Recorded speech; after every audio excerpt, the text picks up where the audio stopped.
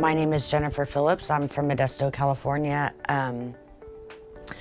I was in a semi-diesel truck accident, and so I was ambulanced to the hospital where Dr. Holmes agreed to take on my trauma case where I broke my pelvis.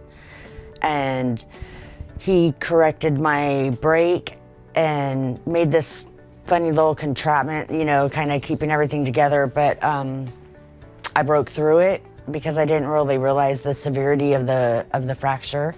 So I dislocated my hip, went back to emergency.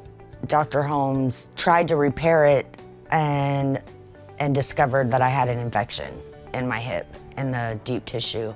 So when he found out that I had the infection, he removed all the hardware and sent me to an inpatient rehab to get antibiotic treatment.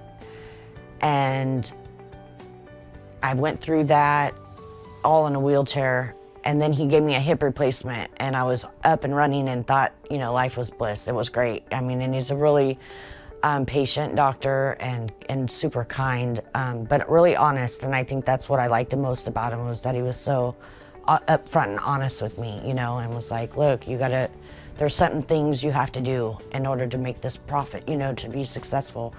And so I took his advice. I did everything that I was supposed to do, and a year later, the infection came back.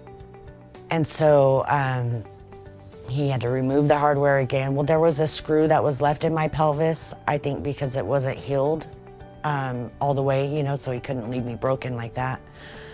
And so the infection came back. So we went through another surgery where he removed all the hardware, put in a plastic spacer, and had me go through antibiotic treatment again. And I thought, okay, right, I can do this. I've done this before, right? We're okay.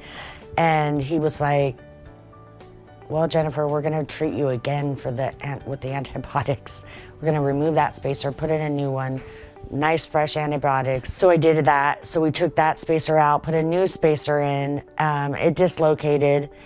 So I was in a wheelchair for like, I don't know, almost 7 months. And 2 weeks ago, we found out I was completely infection-free, and he he gave me another hip replacement, and it's been like 3 weeks now, and I'm walking and slowly getting my mobility and flexibility and doing my little physical therapy, and it's good. It worked out.